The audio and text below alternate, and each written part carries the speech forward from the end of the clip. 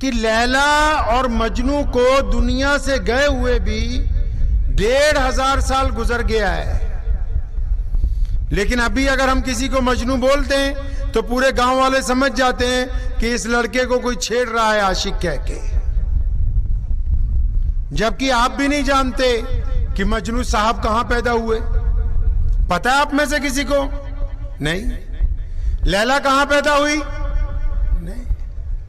اکثر لوگوں کو نہیں پتا، لیکن میرا کہنے کا مقصد یہ کہ عشق میں، محبت میں یہ طاقت ہے کہ 1 صدی سے زیادہ، کئی صدیاں گزرنے کے بعد بھی ان دونوں کا نام اس طرح زندہ ہے، اور صرف مسلمانوں میں ہی نہیں، پوری دنیا کے لوگوں میں، اور صرف بھارت کے لوگوں میں ہی نہیں، ہر ایک رنگ اور زبان کے لوگوں میں کوئی کسی کو لیلا مجنو کہتے تو وہ سمجھ جاتے ہیں کہ محبت کی بات ہو رہی ہے۔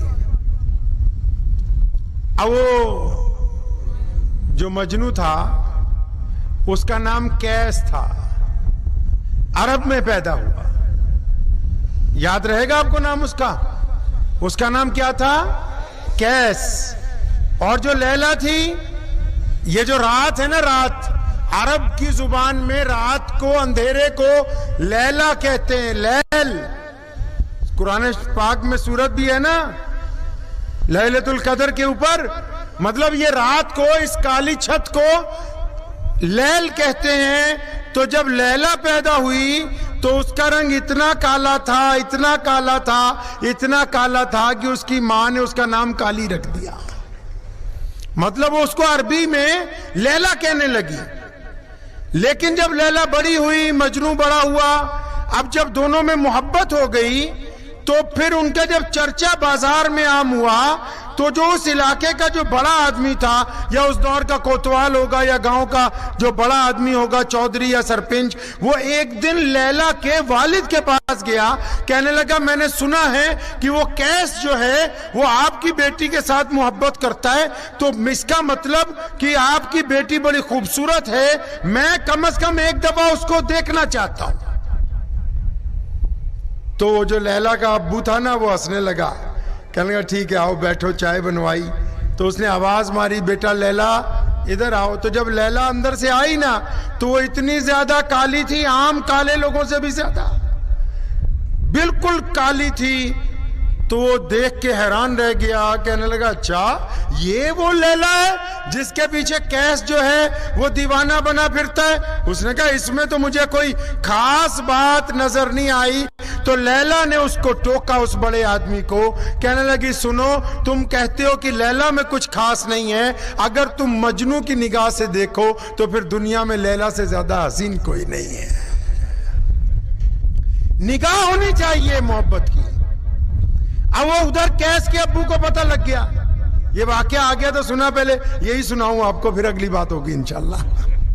ادھر قیس کے ابو کو پتہ لگ گیا کہ بھائی یہ لیلا کے عشق میں ہے، انہوں نے اس کی خوب پٹائی کی اور اس کو حرم میں لے گئے، مکہ کی بڑی مسجد میں، فرمایا چل چل کے توبہ کر کہ آج کے بعد میں کبھی لیلا کا نام نہیں لوں گا، کبھی اس کے گاؤں نہیں جاؤں گا، کبھی اس سے بات نہیں کروں گا۔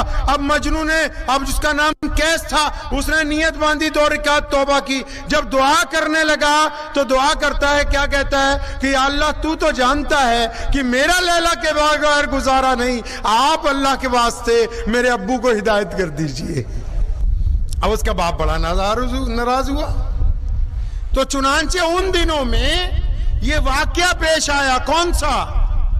مولا علی رضی اللہ تعالیٰ عنہ کے بعد خلافت کا واقعہ پیش آیا، تو مسلمانوں کے جو 5ویں خلیفہ تھے وہ امام حسن رضی اللہ تعالیٰ عنہ ہیں۔ بہت کم لوگ جانتے ہیں جو 4 خلیفہ گزرے، سیدنا ابوبکر صدیق، عمر بن خطاب، عثمان ذی النورین، مولا علی کرم اللہ وجہ، 5واں خلیفہ کون بنا مسلمانوں کا؟ سیدنا امام حسن رضی اللہ تعالیٰ عنہ وہ خلیفہ بنے تو اس دور میں مسلمانوں میں کچھ اختلاف ہوا. نبی علیہ السلام نے بھی ایک مرتبہ فرمایا تھا کہ میرا بیٹا حسن جو ہے یہ دو جماعتوں میں صلح کروا دے گا. جب امام حسن رضی اللہ تعالیٰ عنہ نے دیکھا کہ اختلاف بڑھ رہا ہے تو انہوں نے خلافت سے استعفیٰ دے کے مسلمانوں میں صلح کروا دی. امیر معاویہ رضی اللہ تعالیٰ عنہ کو خلیفہ بنا دیا. اس دور میں کیا ہوا, ایک دن اچانک قیس جو تھا وہ مدینہ منورہ آیا ہوا تھا. امام حسن جا رہے تھے, قیس کو سب پہچانتے تھے. جب یہ امام حسن کے قریب سے گزرا, سلام کیا. نبی علیہ السلام کے نواسے, ان کے بچے, ان کے خاندان کی نسل ہے, اہل بیت کے اس وقت کے سردار ہیں. تو امام حسن رضی اللہ عنہ نے مسکرا کے دیکھا کہ اچھا وہ لیلا کا عاشق ہے, اپنے قریب بلایا, کندھے پہ ہاتھ رکھا, فرمایا قیس کیسے ہو؟ جی حضرت امام صاحب میں اچھا ہوں. یار قیس تمہیں پتہ ہے ہم نے مسلمانوں میں اختلافات کو ختم کرنے کے لیے خلافت سے استعفیٰ دے دیا, امیر معاویہ رضی اللہ تعالیٰ کو خلیفہ بنا دیا. قیس یار تم ایک بات بتاؤ کہ اگر ہم امیر معاویہ کو نہ بناتے تو کس کو بناتے؟ تمہارے نزدیک کیا بہتر تھا؟ تو قیس کیا کہنے لگا, 24 گھنٹے عشق میں رہتا تھا نا, کہتا جی مجھے دنیا کا تو اتنا پتہ نہیں ہے, میری نگاہ میں تو لیلا سے بہتر کوئی دوسرا ہے نہیں اس کام کے لیے. تو حسن امام حسن نے اس کو کہا انت مجنون. یہ جو مجنون کا لقب, یہ جو پوری جتنے امیر لوگ تھے وہ کہتے تھے کہ غریب کو تو انسانیت کا حق حاصل نہیں ہے. جو پڑھے لکھے تھے وہ یہ کہتے تھے کہ جاہل تو عبادت کر نہیں سکتے. جن کے پاس زیادہ دولت تھی وہ یہ کہتے تھے کہ ہمارے گھر میں بیٹی نہیں ہونی چاہیے, اگر بیٹی پیدا ہو جاتی تھی تو اس کو جا کے زندہ دفن کر دیتے تھے کہ ہم کو کسی کو اپنا داماد بنانا پڑے گا.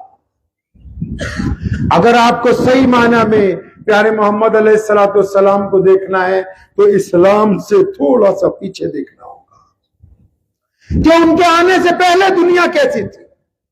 ان کے آنے سے پہلے کنواں تھا, پانی تھا, دو رنگ اور نسل کے لوگ پانی نہیں پی سکتے تھے. ان کے آنے سے پہلے کپڑے تھے, لباس تھا, لیکن امیروں کے علاوہ غریب پہن نہیں سکتے تھے. ان کے آنے سے پہلے منڈی میں گائے, بھینس, جانور, بکری یہ چیزیں نہیں منڈیوں میں ہوتی تھی. نہیں, ان کی بجائے مرد, عورتیں ہوتے تھے, بچے ہوتے تھے, بوڑھے ہوتے تھے. ان کی گالیں, ان کے ماتھے گرم سکے سے داغ کر ان کو منڈیوں میں بیچا جاتا تھا. انسانوں کے اندر غلامی تھی ایک دوسرے کو لے کر. اب نبی علیہ السلام تشریف فرما ہوئے. کون آیا ہے دنیا میں؟ ہم سب کے پیارے نبی حضرت محمد رسول اللہ صلی اللہ علیہ وسلم. اب انہوں نے آ کے, اب یہاں ایک بڑی قیمتی گفتگو ہے کہ ساری دنیا میں جتنے نبی آئے, ہمارے محمد صلی اللہ علیہ وسلم سے پہلے ابراہیم علیہ السلام آئے, یعقوب علیہ السلام آئے, سلیمان علیہ السلام آئے, داؤد علیہ السلام آئے, عیسیٰ علیہ السلام آئے, موسیٰ علیہ السلام آئے, یوسف علیہ السلام آئے, یحییٰ علیہ السلام آئے, سلیمان علیہ السلام آئے. کتنے نبی آئے نبی علیہ السلام سے پہلے؟ آدم علیہ السلام سے لے کے محمد رسول اللہ تک کتنے نبی آئے؟ سب نے بڑی خوبصورت بات کہی کہ آؤ ایک رب کی عبادت کرتے ہیں, آؤ ایک رب کو مانتے ہیں. لیکن ہمارے نبی علیہ السلام جب دنیا میں تشریف لائے تو انہوں نے تمام دنیا کے انسانوں کی دکھتی ہوئی تکلیف کو محسوس کیا.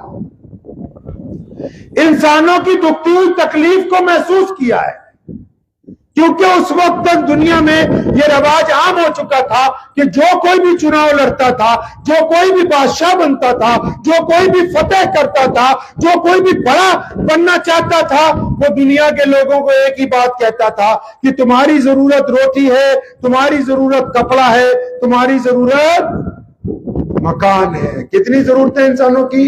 روٹی, کپڑا اور, زور سے بولے, کتنی ضرورتیں تھیں؟ روٹی, کپڑا اور مکان. ساروں نے یہی کہا. لیکن ہمارے نبی, پیارے نبی محمد رسول اللہ صلی اللہ علیہ وسلم نے ان تینوں میں سے کوئی بات نہیں کی. ان کی گفتگو میں پہلے یہ تین چیزیں نہیں آئی.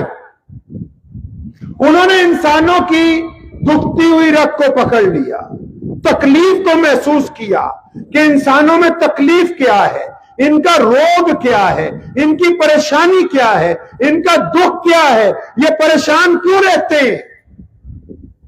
آپ بھی شاید اس تکلیف کو محسوس کرنے کی کوشش کریں. میں آپ کو ذرا دیسی طریقے سے عام اندازے سے سمجھا دیتا ہوں.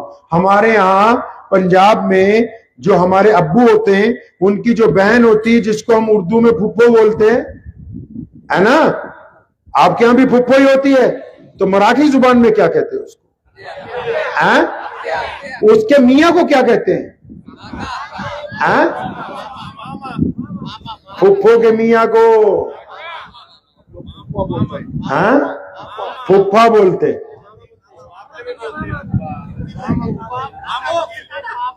مراٹھی میں ماما, پھپھا مطلب رشتہ وہی ہے.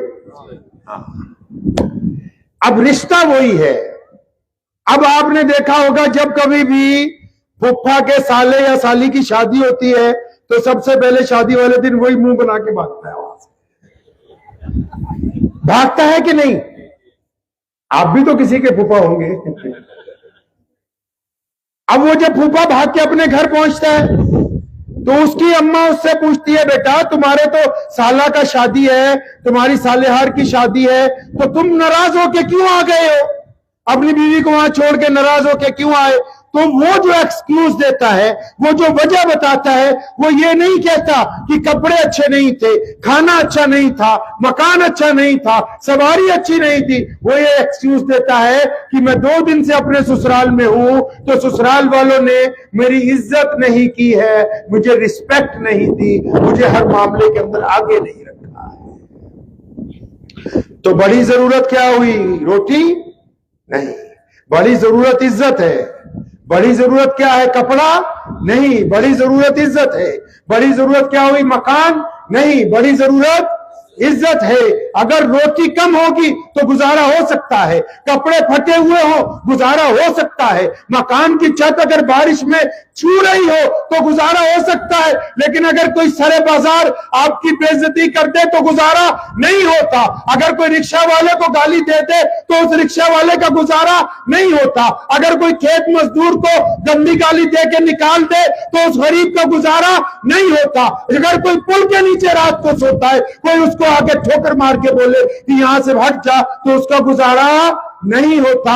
محمد رسول اللہ صلی اللہ علیہ وسلم, کہیے صلی اللہ, زور سے صلی اللہ علیہ وسلم نے حکم جاری کیا. جب وہ نبی بن کے آئے انہوں نے اعلان اس بات کا کیا کہ جو ایک اللہ کو مانے, جو ایک محمد کو مانے, تو اس پر لازم ہو گیا کہ وہ دنیا کے اندر کسی سے چھوا چھوت نہیں کرے گا, کسی کو گورے اور کالے ہونے کی بنا سے اپنے سے کمتر نہیں سمجھے گا, کسی کو اس کے دھرم کے آدھار پر, اس کی برادری کے آدھار پر, اس کی زبان کے آدھار پر اپنے سے گھٹیا نہیں سمجھے گا. انہوں نے اعلان کیا تھا کیونکہ اب میں آ گیا ہوں, اب دنیا کے تمام اور لوگوں کو عزت تقسیم کی جائے گی, کسی کی بے عزتی نہیں کی جائے گی.